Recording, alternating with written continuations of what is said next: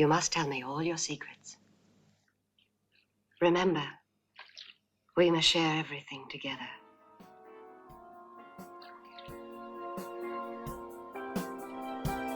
Everything.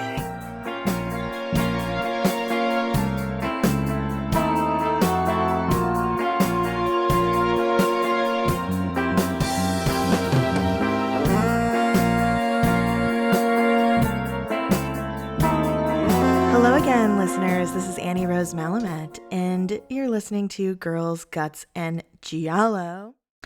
And today, I feel like I say this about every episode. I'm like, this is a movie I've always wanted to talk about on the podcast, but it's true.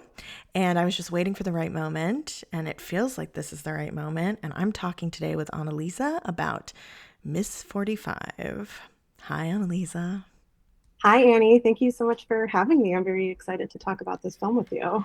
I'm so excited. Annaliese, we met because you are one of my patrons, and the bonus episode this month, I also met Dobes because they're one of my patrons. So the really wonderful thing about doing episodes with people I've met through being patrons is they're like such little teacher's pets, and they always have amazing notes. Like Dobes had 20 pages of notes about werewolves, and we are using, I just want to say at the top, like we're using Annaliese's notes today because they're incredible and really thorough, and I just had to do so much less work on this episode because of that. So that credit all goes to her. So thank you. My pleasure.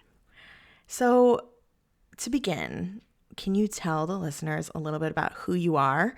And if you don't want to talk about what you do, because we're going on first names for this episode, just talk about like some of your interests and why this movie and when did you first see it and what does it mean to you? Sure. I'm Annaliese. I'm a writer both as a day job and as a creative practice. I've been a member of the Girls Guts Giallo Patreon since I think November 2021. Joined the Discord at its inception, and I've been having a great time ever since. And since this summer, I have been doing service for you, Annie, in the role of secretary, helping you prepare for podcast notes, screenings, social media, whatever you need, which has been lovely. So thanks again for letting me work with you. Yeah, I'm glad that you mentioned that. I mean, it's like you said, it's service. So you do that completely for free out of love for the work that I do. And, in exchange, we get to do fun, kinky things, long distance, and maybe one day in person, hopefully. Yeah. And I love telling people, I'm like, yeah, my secretary, I'll have her do that. And they're like, I love that. I know. They're like, your secretary? Like, that's so dated. Like, you mean your assistant? I'm like, no, she's my secretary. Got the blouse and everything, yeah. Yeah, exactly. So I'm like, okay, now I have to like switch modes to like non-horny. Because we're talking about Miss 45. So what was your experience? Like, when did you first see this and how did you feel about it when you saw it? So I think I must have seen this maybe around 2015 or 2016. Whenever Shudder became a thing, because that was the platform that I watched it on. And I had known about it at least since the 2013 Draft House re-release. And part because I was a Tumblr girly at art school, so there were like a million images of the iconic nun costume in my internet sphere. I don't really remember my first impression of the film, but I know I rewatched it a few years later after I was essentially recovering from a mental breakdown precipitated by being assaulted. So in that viewing, I found it certainly cathartic to view the film. I related to the tragic element in it. It felt both like an empowering experience. It felt like a cathartic viewing experience, as well as one that got to the messiness of being a survivor which I found really powerful. I also had developed like an obsession with Ferrara's The Driller Killer a few years prior. So I think I also just loved the way that Ms. 45 is in some ways in dialogue with the Driller Killer, especially the way that New York City is portrayed at the time and this combination of a kind of deranged artistic glamour with madness. Yeah, I can totally relate to that experience as a fellow survivor. I saw this in high school. I saw a lot of the like formative big player grindhouse exploitation movies as a teenager because that's when I started to really get into that genre. So I saw this in high school. I had already been raped when I was 15, and the movie continues to evolve for me because at the time I had been raped by someone that I knew, which is the more common experience actually for people who have been raped. And over time, which is something that I know we're going to talk about that you mentioned in your notes about people who have survived multiple rapes. At the time, I had not been stranger raped. And then in 2013, I was stranger raped. And also working as a sex worker, I experienced multiple assaults. So I am a person that super relates to rape revenge movies because a lot of the time there are multiple instances of rape in the films. And I can just really relate to that as somebody who's experienced that. And this is, I think, I've talked about on this podcast a little bit about being a survivor. And I think it's one of those things that I sort of dip back and forth in between loudly identifying with. And there's a few reasons for that, which I think we can talk about a little bit, our own experiences with that. I think, and I think this is a common experience for survivors, is like there's the silence after the act, and then there's the kind of the typical arc of like finding your voice again and, kind of talking about it to anybody who will listen as a way to like reclaim your power. And then maybe going a little bit inward again because you start to resent being identified that way. Yes. And being like fully associated with this terrible thing that happened to you. Mm-hmm. And also just kind of, I think as like countercultural women, which I consider you and I, we sort of like buck against the mainstream feminist narrative of survivors. Like it feels a little like yonic feminism or like a little too precious, a little too like, hashtag listen to women, a little neoliberal. And you know what I mean? And you start to like retract. I do. I used to have a really fraught relationship with the word survivor, partly because I was still, and I mean, to this day, I'm still dealing with the repercussions of having been raped. That doesn't necessarily go away. So the word survivor to me felt kind of false in that I felt as though I had not survived. And in some ways, I still hold that. In some ways, I feel that I died and had to come back. And it was a 9-month-long process of death and rebirth and reconstruction for me. But at the same time, there's the flip side of the word survivor, which is that it acknowledges the trauma that you've been through, the terrible thing that you've been through. It does acknowledge that you have been affected by it and also acknowledges one's resilience. And I think the ongoing process of dealing with the repercussions and the trauma of having an experience like that.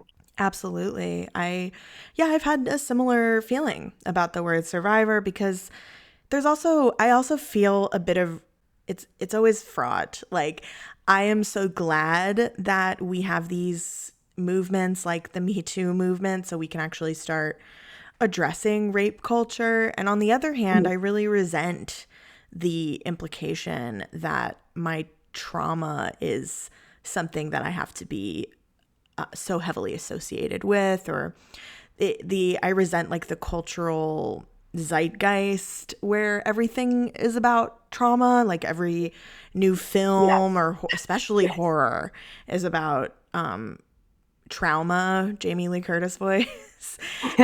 And I find that extremely sinister and neoliberal, and Absolutely. right, as a way to put marginalized people on display, to like pimp out our trauma for consumption. And I really deeply resent that. And that is also very much at odds with the deep need that I have to connect with other survivors. And also, I resent the idea of survivors as a monolith. We're all very different people. The only thing that unites us is this thing that happened to us. And I don't get along with a lot of other survivors. So there's also that aspect of it. Absolutely. I was just this weekend, I was speaking with a friend. She was expressing her frustration with the recent, particularly post Me Too or whatever you want to call it, spate of films that are heavily dependent on exploiting the the narrative device of a woman who's been traumatized. And my thought on that was that most of these films, to me, and I feel that I've seen maybe a limited sample, so take what I'm saying with a grain of salt, but my impression is that these films are really cynical. Anything that I have heard or understand about them, for example, a movie like Promising Young Woman, which I think might be anathema in Girls Gets Jalo. Yeah, I famously hate that movie. These films seem to, like you're saying, posit that traumatized women are like irrevocably identifiable with the traumatic things that they've been through, and it's a trap from which they can never escape. And on the one hand, I do feel that there's a grain of truth to that when you're living in a rape culture and a misogynist society. But on the other hand, it just feels like a reification of the same. There is no escape hatch suggested or offered, and there's just the spectacle of suffering, which also to a rape survivor or the survivor of any other type of violence that's dependent on a marginalized identity, that is the horror. That is the always present lurking terror that you might never recover from this, that this might be forever. So I share those resentments with you. Yeah. And it's also, I used to feel, and I still do feel in some ways, like you said, oh, I'm not a survivor because I didn't survive. Like I still have to live with it every day. And at the same time, sometimes I feel like really heavily identify with that word because I'm like, fuck yeah, bitch, I'm still here. And I could have killed myself and I didn't. So I'm still living every day having to deal with this. And I am surviving because I'm simply continuing to live. So it's as simple as that sometimes. And yeah, I just feel like there's so much stuff we could get into here about, which I think we'll talk about when we talk about Zoe Lund's essay, like the influence of dirtbag left rhetoric on this as well. I mean, I just remember like a tweet that Dasha of Red Scare once fired off where she was like, oh no, I guarantee you I will never fucking tell my story. And in reference to being a woman and being a survivor, which I'm sure she is, most women are.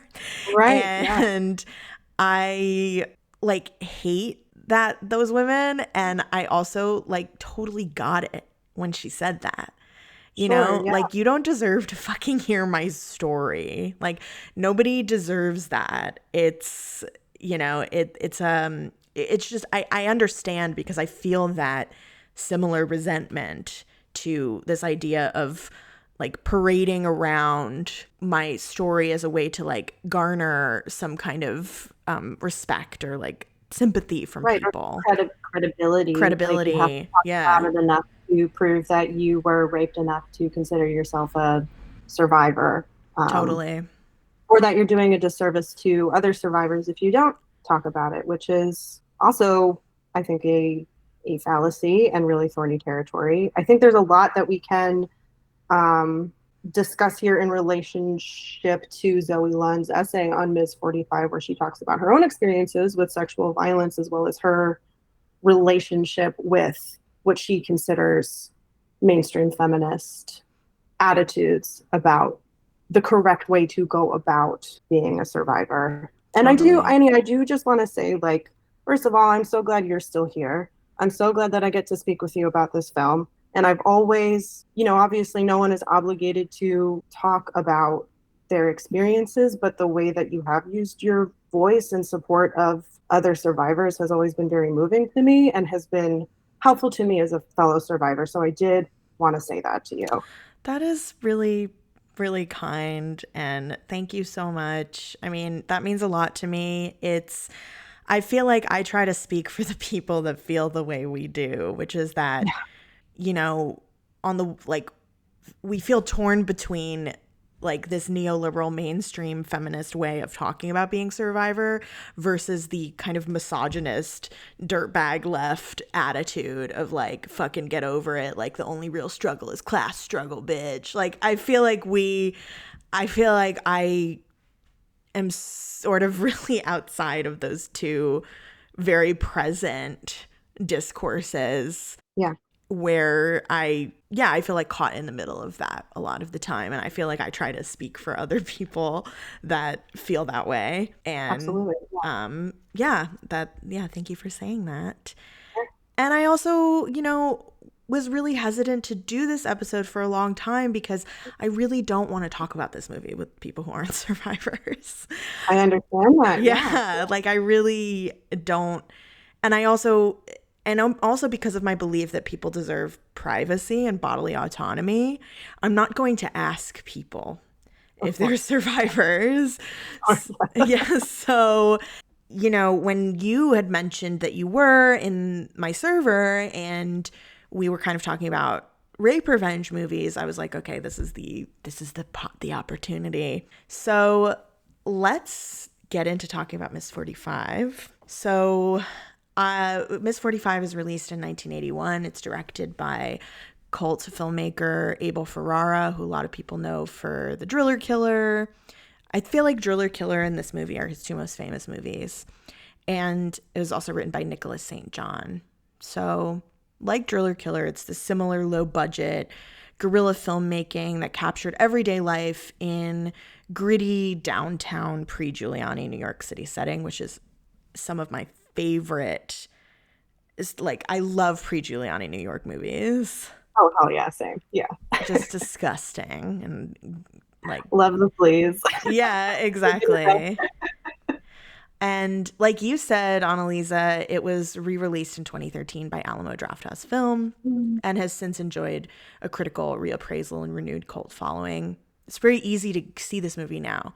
Whereas when I was in high school, I think I had to buy like the VHS from some man on MySpace or something. Right. Yeah. So it's a lot easier to see this movie. So let's get into the new thing I'm trying to do on the podcast is go scene by scene, and instead of talking about all of the production and up top, try to just weave it into our notes. And I think you did a really good job of that. So yeah, let's just get into the movie. So we open with very Annaliese coded typewriter and bullet and bullet punctuating the period after Ms.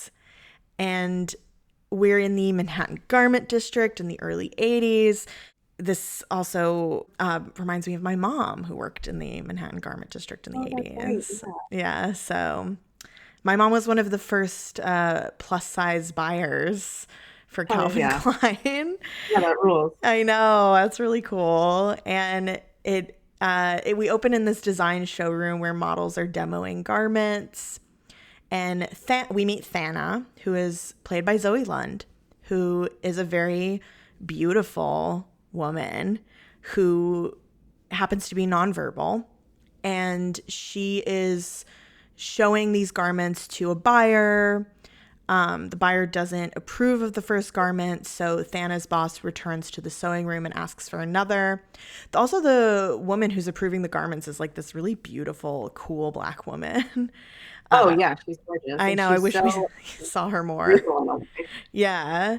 And he tells Thana's coworker, Lori, to send the girls home. I'm not paying any overtime. And the buyer decides on the second garment. So let's stop here to talk a little bit about. So Thana works in the garment district. And your note here is there's this, we immediately get set up to think about fashion and feminine performance. Yeah, so one thing that is obviously very iconic about this film is the nun outfit at the climax, and Thana's character development is very much portrayed by the evolution of her style throughout this film. One of the more notable things about this film, I think, is that style, partly because Thana is nonverbal and we have a limited view into her interiority.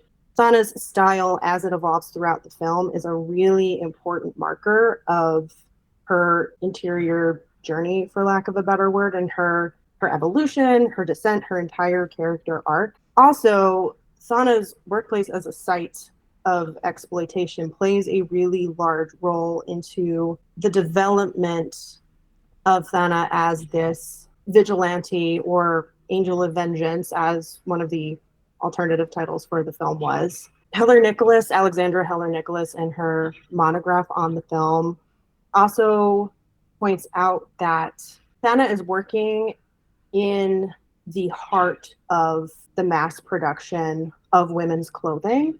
So as she is being exploited by this industry, she is nevertheless playing a role in it, and eventually she eventually reappropriates this mode of exploitation for her own purposes.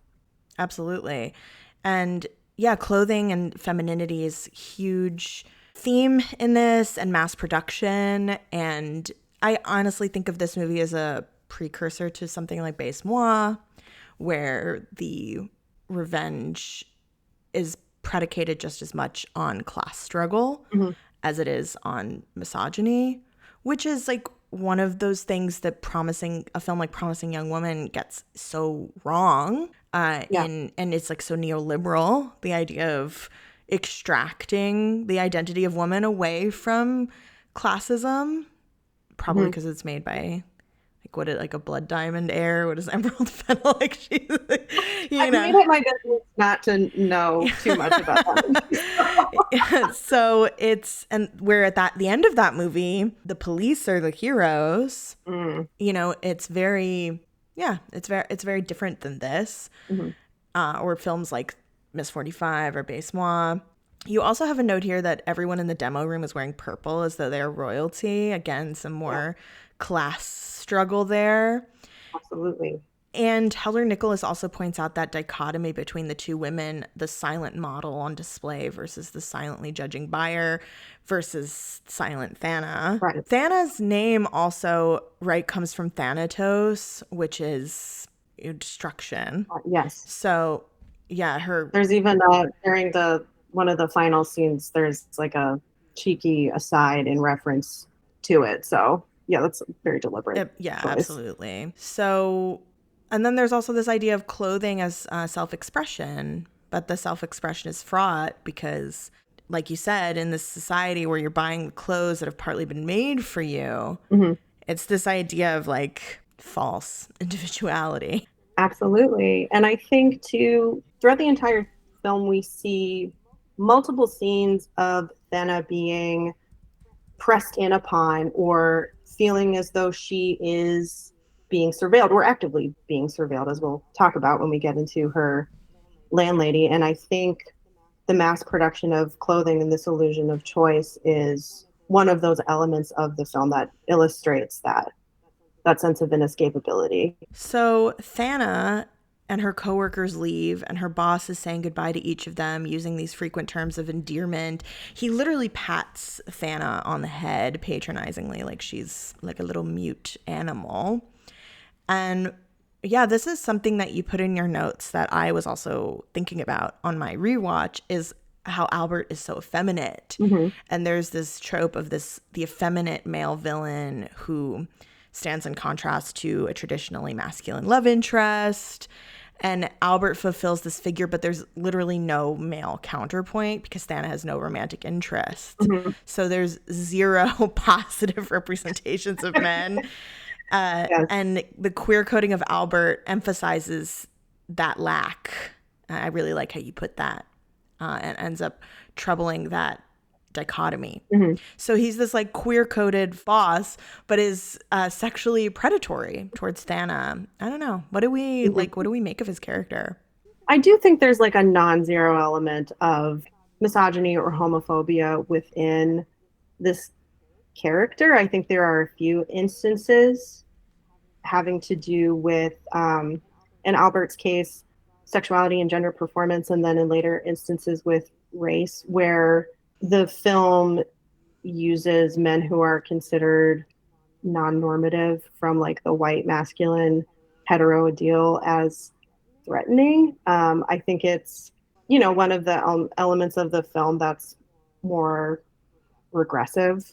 And of course, the role that Thana's boss plays throughout the entire film is a major indicator and driver of her loathing for men. And of course, it's also important that this man is her employer. He's exploiting her labor. He later starts to exploit her disability in the form of sexually harassing her, with all of the implicit threats behind that.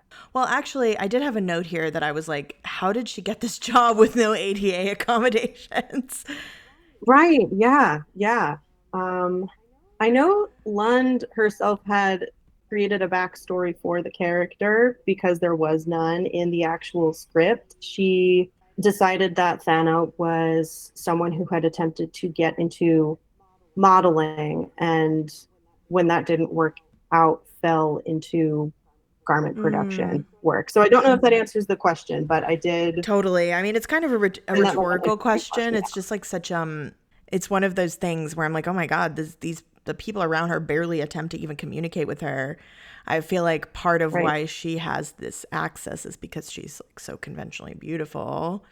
And it's like appealing that this like conventionally beautiful woman can't speak. So right, she's almost treated like a pet or a novelty. Yeah, absolutely.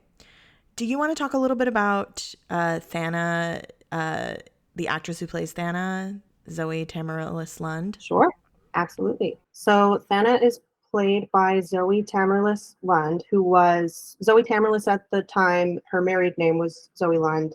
I put Zoe Lund in my notes because that's how Alexandra Heller Nicholas denotes it. She was 17 at the time, and in these first scenes, it really shows. She looks very young. She's meek. She's almost mousy. She's wearing very modest, kind of androgynous clothing, a black blazer over a white shirt, which, of course, is sort of the business casual version of the iconic nun outfit that she wears later. At the time, she was an accomplished composer. She was attending Columbia on a music scholarship. She was a radical leftist from a young age. When she was approached by a casting director for Times Square, she basically tried out for that part on a lark, didn't get the role, but was sent Ferrara's way to audition for Thana, and he immediately cast her in that role.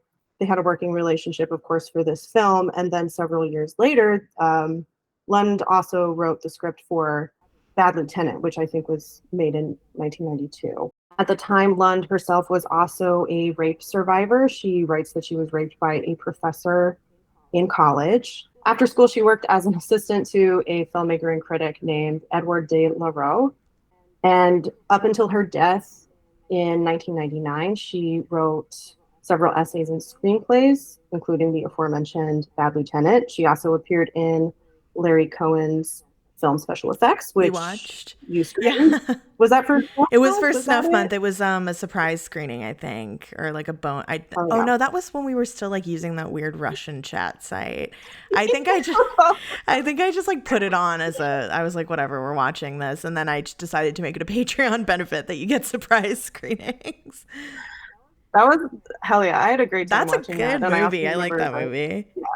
And I don't think anyone had seen it. That was fun. Lund's performance is pretty much critically acclaimed across the board for this film.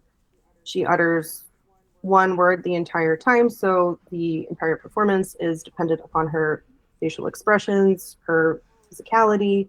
She's in the film for most of the screen time, and Ferrara said unequivocally that Zoe Lund's performance is one of the major reasons, if not the major reason, that Ms. 45 has endured as a cult classic over the past 40 years. Yeah, and Ferrara said that she talked about feminism all the time, and she embodied the film's feminism because of her radical politics, but Lund herself demonstrated discomfort with the term feminism. And she wrote this essay about the movie called The Ship with Black Sails and 50 Cannons. And I was wondering if you could sort of give like a little summary of that essay, because I think it's going to be really important for the rest of the episode. Sure. So I do think it's a little bit of a complex essay to talk about because in many ways it's so poetic and metaphorical. The title of the essay is taken from the lyrics to Pirate Jenny, which is a song from the Threepenny Opera by Kurt Weill, lyrics by Bertolt Brecht. It's one of my favorite songs. It's about a young woman who is working in a seaside hotel and eventually is rescued from her situation by a pirate ship that comes in, and she is given the authority to execute all of the patrons and bosses. Hell yeah. So, yeah. That's what I listen to when I get real pissed off. And Nina Simone does probably the most famous version of that song. It's incredibly haunting and powerful. So this is the jumping off point for Lund's analysis of Ms. 45, which she, on the one hand, didn't write, but was also instrumental to the making of. She is in this essay pretty passionately arguing against the idea that Ms. 45 is about women's oppression. She makes it very explicit that her view of the oppression being depicted in Ms. 45 is purely class-based, and she literally says the phrase, "Your boss rapes you." Your boss is the rapist, the ultimate exploiter. She goes on to talk about her rejection she goes on to talk about rejecting the idea of victimhood. And I think this essay was written in the early 90s. She claims that at the time, the mainstream feminist movement, is putting the label of victimhood on women essentially out of cowardice and as a means to keep women unliberated. And Lund completely rejects this conceit and expresses a deep frustration with what she feels to be women's complicitness in their own subjugation. She also takes the position basically that in order for women to become liberated, they must be violent, that this kind of violence can be an expression of what she calls a moral rigor. She also talks a little bit about her own experience with being raped and her sense of her own agency over what that experience meant. So that's like the surface level summary, and I'm sure that there's a lot that we can get into. Yeah, right thank now. you for summarizing that. And this also like plays into what we're talking about at the top of the show about our own kind of fraught feelings as leftists and survivors. I like hate the word leftist now, but for all intents and purposes. Yeah. And yeah, I really felt what she was saying when I read that piece.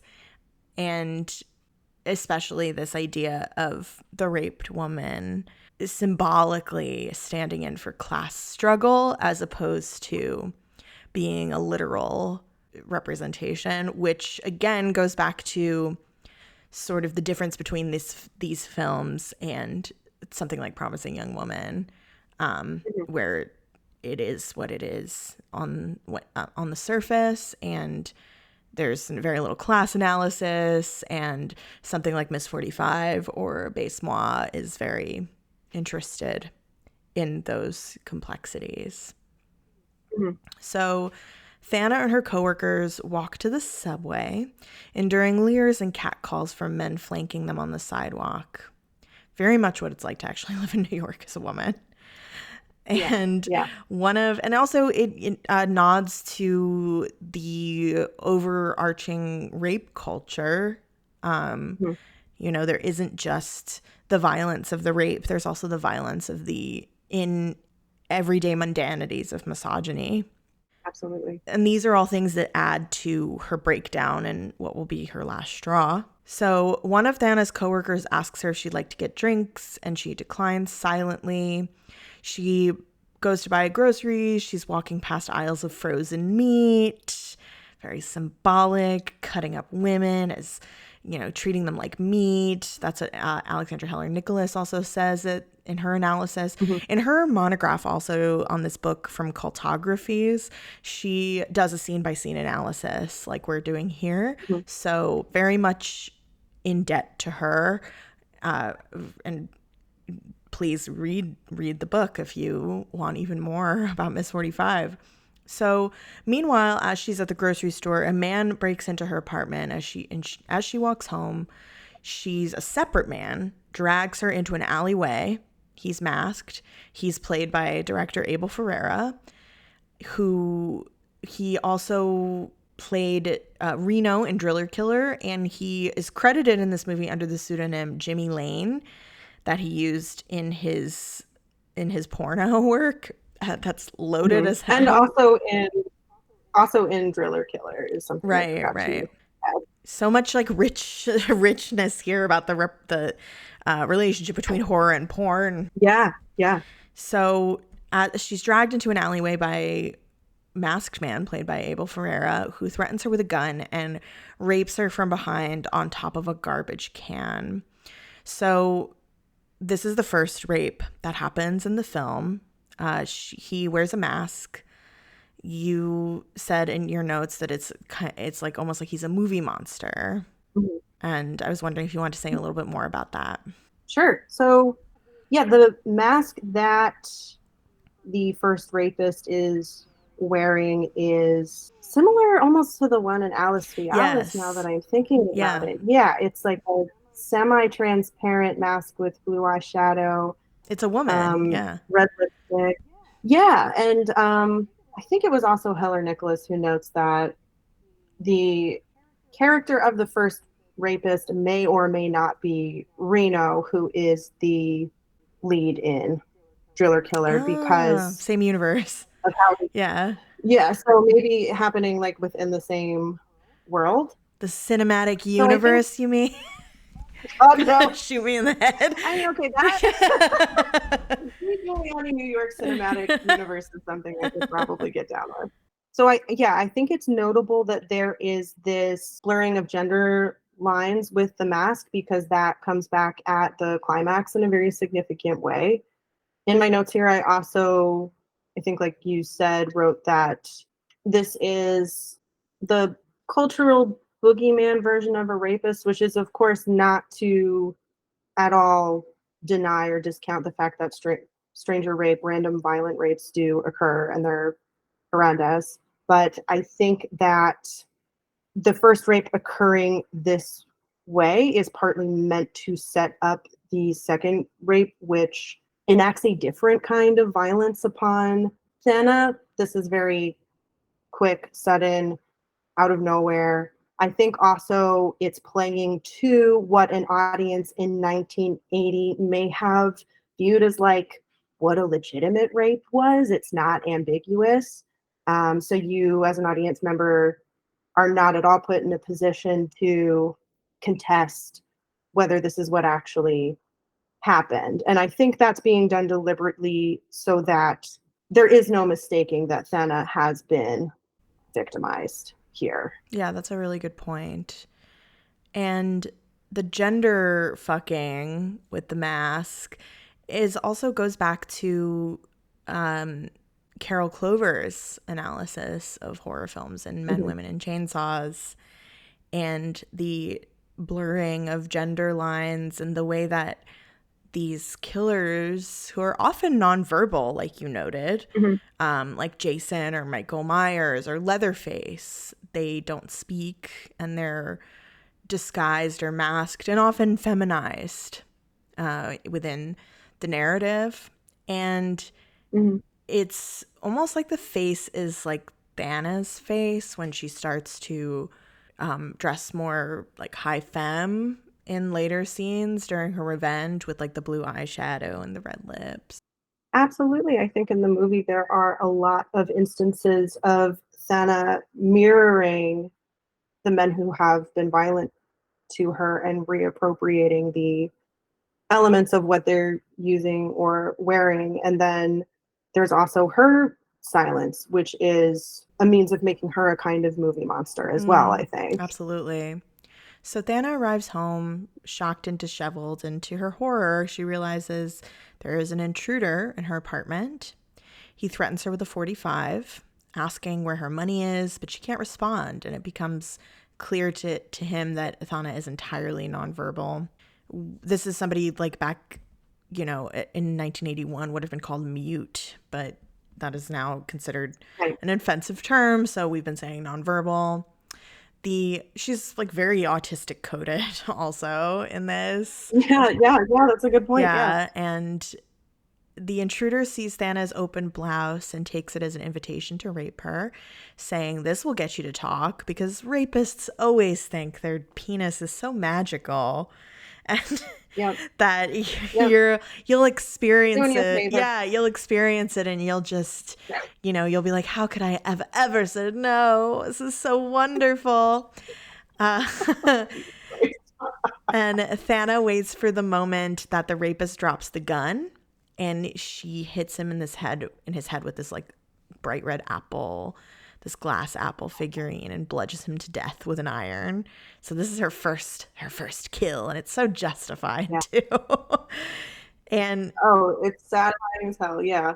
So the second rapist, it's a bit different, right? And I remember like when I first watched this, and I believe I watched it with my mom the first time. My mom was like, oh God, at least this one is treating her like a human being, whereas the other guy just bent her over like an animal. And, I can sort of understand where she was coming from with that comment, because it is deliberately set up that way. Honestly, maybe for you to even feel that reaction and to maybe question your own reaction. Because as you say in your notes, this is in direct contrast to the first rape, because he's like more quote unquote tender with her. Like he's almost like trying to get in her head, trying to make it intimate, kissing her, telling her she enjoys it. Yeah, which I actually think is worse than the first rape. This scene to me, I have not experienced stranger rape. I have my experience was being raped on a date with someone I had previously had consensual sex with. So this scene personally for me reminds me more of my own experiences with someone twisting what is supposed to be an intimate interaction into one of force and invasion and violence. Yeah, I think that, I think as somebody who's experienced both, it's quite something to see it represented on screen. And of course they're both stranger rape, right? But like you said, the second one is more, he's like trying to get in her head. So, and because he sees that she's nonverbal, he can really, take advantage of her. nonverbal protagonists are this long-standing rape revenge film trope. Like in Thriller, A Cruel Picture, which Miss 45 was partly inspired by, the protagonist Frigga is rendered nonverbal after she's raped as a child. So it's also this idea that Thana may have other trauma that has rendered her nonverbal, which may contribute to this being like her last straw. And Heather Nicholas also points out that there's a brief dream sequence at some point in the film. I can't catch the dialogue, but Helen Nicholas suggests that the dialogue is implying that something did happen to Thana as a child, but we don't get any more of an extensive explanation as to whether anything has happened or a reason for whether her nonverbality is a result of trauma or not. Yeah, and it also kind of points to this idea that you have in your notes again. I'm just going to keep referring to them, where it seems that rape victims, if once you've been raped, you can be even more vulnerable to repeated sexual assault and abuse and exploitation. There's this like damaged goods idea that abused people are repeatedly exploitable. And that is also something that I can speak to, though I don't have conclusive thoughts about it. But I definitely think that being raped as a young teenager kind of set me up in my life to continue being sexually exploited, because it's almost like predators can just like smell that on you. Like they know what to look for of like people who are very vulnerable. Even in my case of stranger rape, the reason that happened is because I was at a party and I had so much anxiety about being around men that it was a sex party. And at that time I was still going to like all gender sex parties.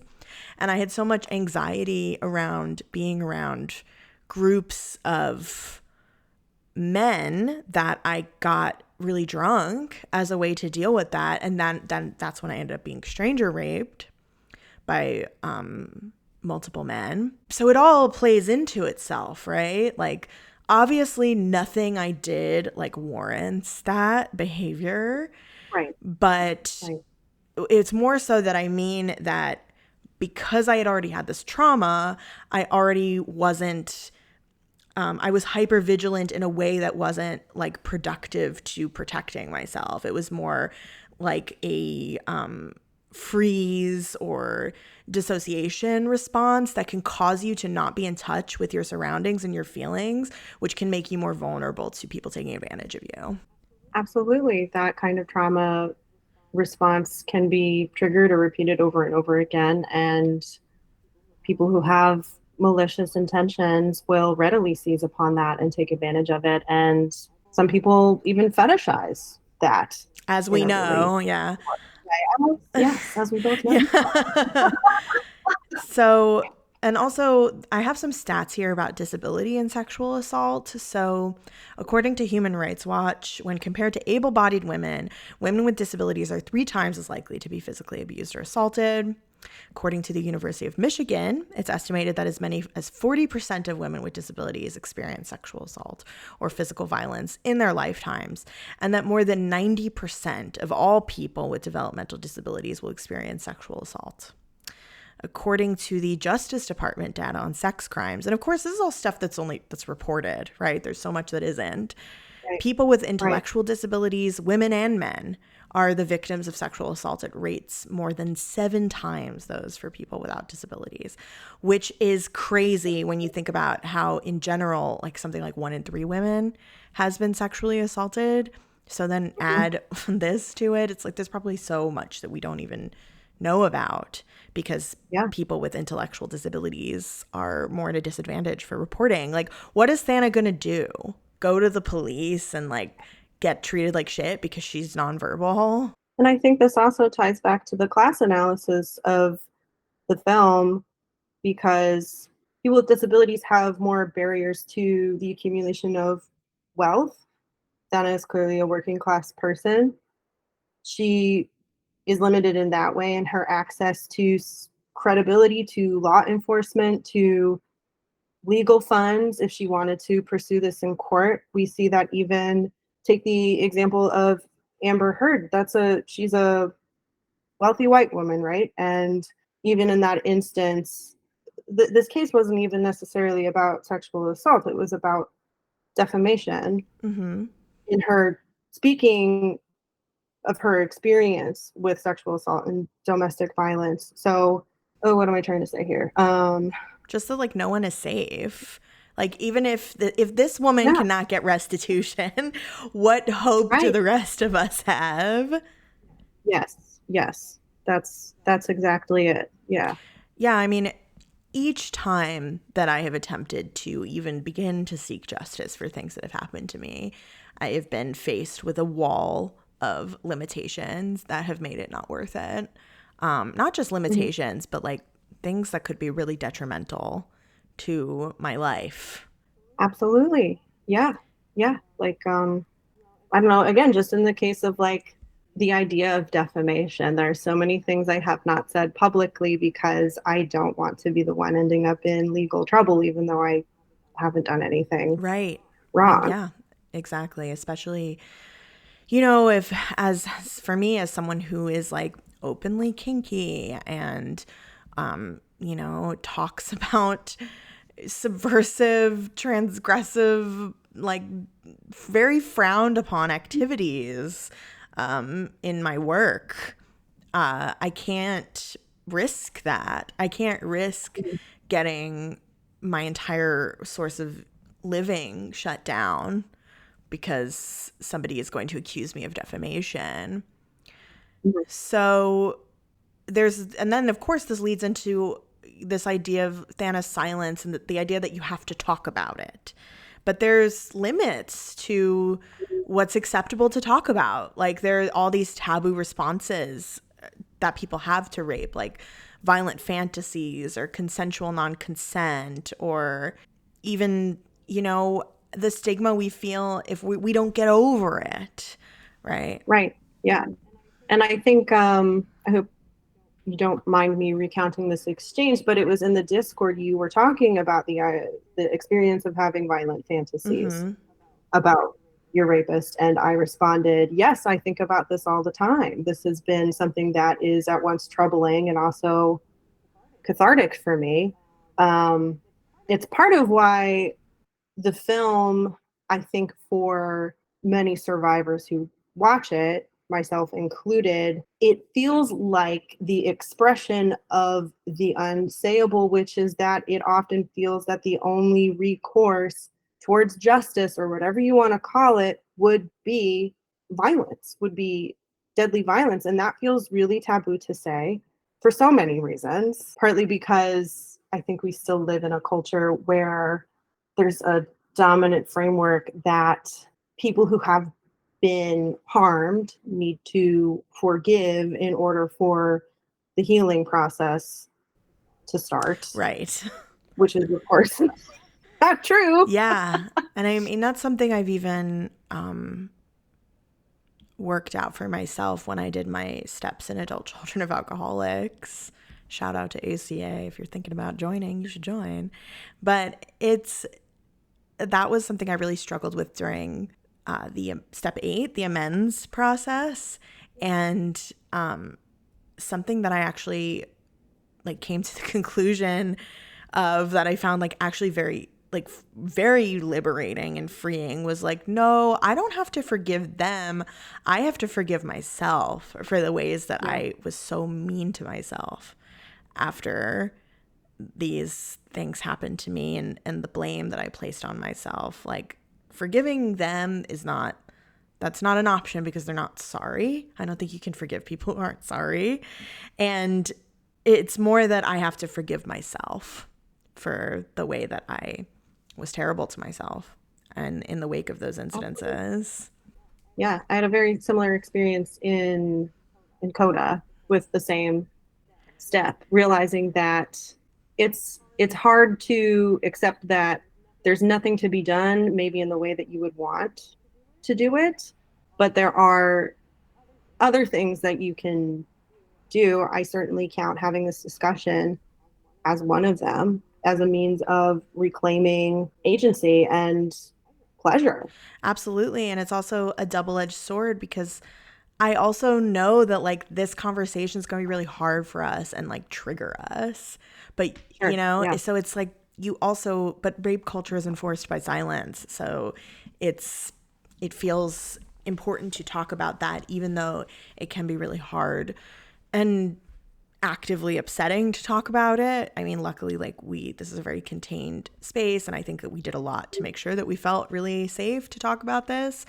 But yeah, it's like don't talk about it, but you have to tell your story, and also like tell your story, but you have to be a perfect victim, and don't be too upset about it, or be upset in the right way. Because if you're not that upset, like what's wrong with you? It's like you can never. It's one of those things where, yeah, of course, as a woman, you can never really win. Of course. And ironically, the more detail you give, the more opportunity you give people to question your account Yeah.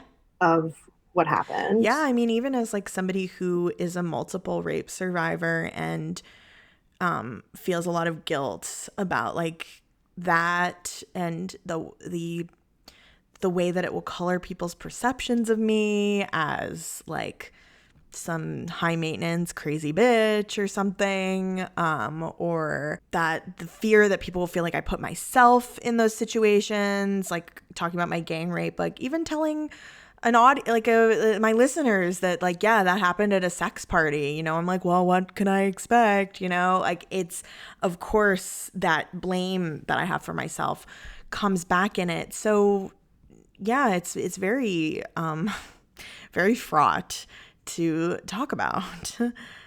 There are a lot of other voices kind of in the etheric construction of culture in our heads as survivors speaking to us in these ways. I don't necessarily think it's oneself as an individual. And I think we both recognize that. And of course, that's what this film is depicting as well. Everyone is constantly speaking over Thana or using her as some kind of vessel in which to pour their thoughts or demanding responses from her which have no answers, such as, "Are you okay?" Yeah. I think what we're talking about is, very well depicted in the film. Absolutely. So some of the symbolism in the second rape scene too is there's this apple that she bludgeons the rapist with, of course, recalling Eve as a temptress. It's like this clear subversion and almost like middle finger to the concept. She kills him with the iron, which is part of her work, and it's this feminized labor. There's going to be more instances of domestic appliances in the film. And then she takes the gun from him, this phallic gun. There's this interplay between guns and knives in the film. The means of control. It's the means by which he gains control, but also, and he loses control. He drops the gun when he orgasms, which is very significant. It's almost like she was waiting for that moment because she knew that he would drop the gun at that moment. So then there's also this idea of the phallic woman as positioned by Carol Clover in Men, Women, and Chainsaws. And then, of course, also Barbara Creed's idea of the feminine castratrice. So it's, they play into each other, right? Like the phallic woman is this idea of like the woman with a dick, as the like this horrifying specter to men. And it's also, Carol Clover writing in the early 90s, I believe, didn't really have a very salient analysis of transmisogyny when she wrote this. Yeah. But there's a ton there. The fear of the woman with a penis. And Clover also uses that idea in her very famous theory of the final girl, in which she claims that the surviving woman of so many of these slashers is quote unquote phallicized. She's masculinized so that a presumed male audience can identify with her as she rips a male killer to shreds. and no longer feel threatened by her at the same time. And Creed's idea is that, and I think Creed turned it around really quick. I think she wrote Monstrous Feminine like a year after Men, Women, and Chainsaws came out. So Creed is actually saying that this figure of an avenging woman, and she also uses rape revenge films in this analysis, this isn't, supposedly a woman who has symbolically been given masculine attributes or a dick in like the sort of limited Freudian framework that she's working with, but rather the femme castratrice, which is a mythological figure characterized by a vagina dentata, the devouring, threatening vaginal opening that threatens to destroy, eat, consume men who are sexually attracted to her. So Creed posits that these avenging women who pick up their weapons are representative of this male fear of being destroyed by women and being destroyed specifically because they're sexually attracted to them. Yeah, great summary of those two texts. So Thana's landlady, Mrs. Nisone, is cooking breakfast, and her dog Phil is running around her feet. As Thana drags the rapist's body into her bathtub, she can hear the landlady outside, and she wraps herself in a blanket so that she can peek out the door. And also a little bit about the interior of Thana's apartment. Like, it's very pretty and cozy. There's lots of floral and textiles full of sunlight. It's a great apartment. It's one of those things where if you've lived in New York, you're like, ooh, how much? I wonder how much that cost in 1981. Right. And it's very much, Heller Nicholas talks about this being the way that her interiority is conveyed, and talks about textile craft, which could indicate Thana's work being exploited, and also her skill as an artist and her personhood. It's like a very feminine interior space. And the landlady is also this like hyper feminine and almost hysterical stereotype of a nosy woman. Like, she has control over Thana's finances. She's got this kind of almost like caregiver situation going on, where she's her landlord, but she also like controls her finances and her living situation, and she has no privacy, and she's coming into Thana's apartment whenever she feels like it. And in Thana's head, this could be kind of her frustration with other women. And then Ferrara apparently wanted Divine in this role, which would have further contributed to the gender crossing and complications. Can you imagine the Zoe Lund Divine showdown on screen? Oh, God, I wish. I mean, I love the actress who plays Mrs. Nisone, and we'll talk about her too. But yeah, that would have been amazing. And then there's also this like hagsploitation connection. Like, this is very much kind of a kooky Baby Jane character almost. Like almost like a witch figure. There's a lot of maiden mother crone imagery too, like, Thana sort of passing from the maiden to the perverted mother, like the archaic mother that Barbara Creed talks about, and then Miss Nisone being like the crone at the end of the cycle. Yes, I love that you pointed that out. Yes. So the next day at work, Albert berates two of Thana's coworkers, and she has a flashback / panic attack, and her coworkers like really unhelpfully gather around her, and they're like, what's Making wrong? it a lot worse. Yeah, what's wrong? And she collapses. So her trauma is so immediate, and no one around her is treating it properly. So Thana dismembers the rapist's body in her bathtub with kitchen knives. Again, more domestic symbolism. She wraps the parts in newspaper and places them in black plastic trash bags that she stuffs in her fridge. and she scrubs her bathtub clean. There's that really gross moment of the chunks of meat bubbles bubbling up in the drain. She attempts to undress but has a flashback of her rapist in the mirror, almost like she can't get away from it even in her private moments of nudity, which is very true of the survivor experience. You just feel like you're on display all the time. Like, Yeah, and you also feel like you want to take your fucking skin off. yeah, absolutely. She carries body parts out in a bag, and she has to avoid her landlady and Phil the dog on her way out. Her landlady surprises her at the door. Thana drops the bag, and Phil immediately starts barking and sniffing at the bag. And that's when Thana is like, I must kill this dog in her head. And she disposes of the bag in a public trash can. Well, when I was watching this scene, one of the first things I noticed was how similar this is in certain ways to Derfan, which you also screened during the Obsession series. I did. You're such a good little student. Teacher's pet, the end. Just more of a pervert than I was in middle school or whatever. Yeah, but in Derfan, it's also a situation where a young woman has been raped.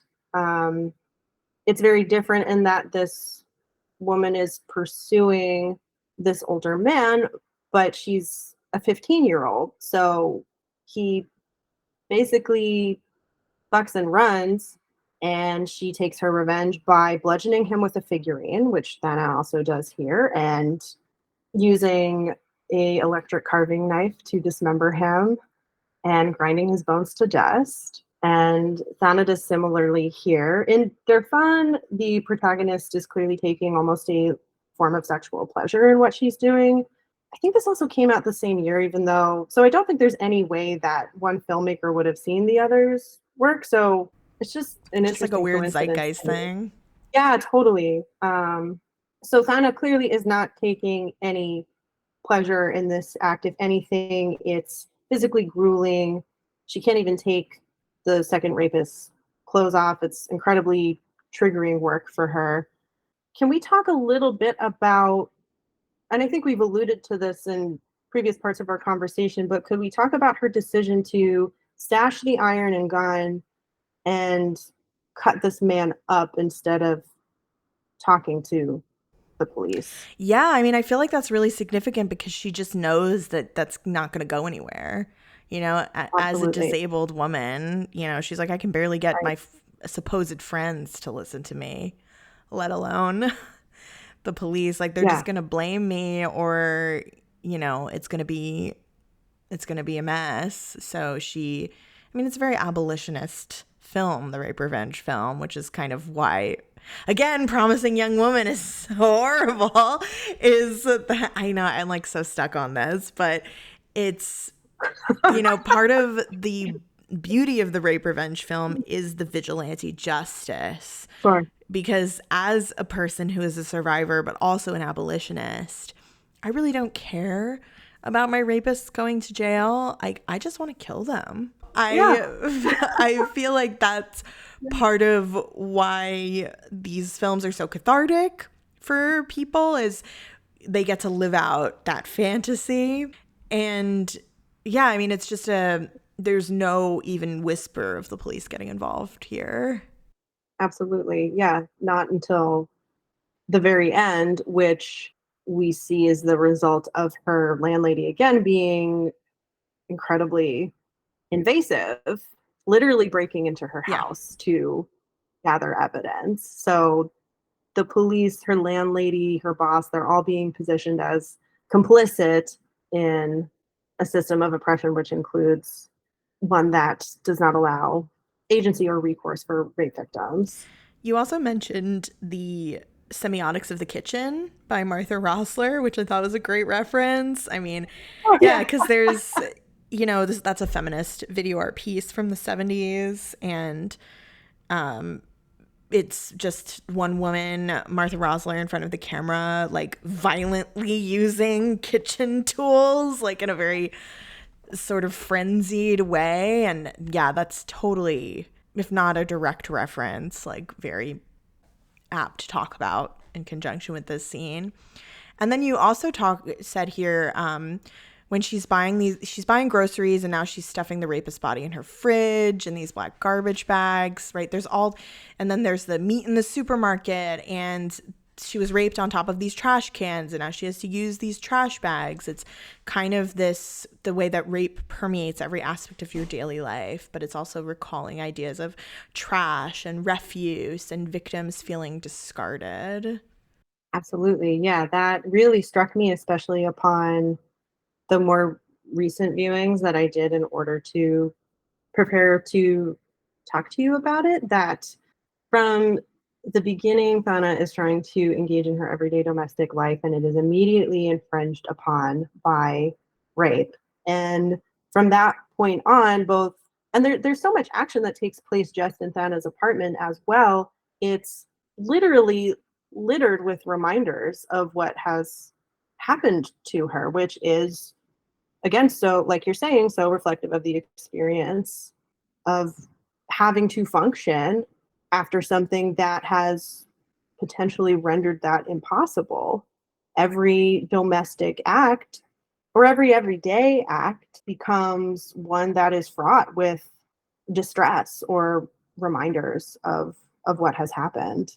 And yeah, like you said earlier, I think there's also an identification of Thana with these pieces of garbage, because I do think that so many people who have survived rape feel that in the moment that that was happening, they were being regarded as meat or as disposable. And after it happens, we talked about the idea of damaged goods a little while ago. Not only is it something that predisposes you to being predated upon once again, it's also at least something you fear that people are going to view you as somehow less valuable, or less human after you've been raped. I also was thinking about this when I was reading Creed's chapter on the concept, Kristeva's concept of the abject, and how someone who We love our it. We favorite love the abject.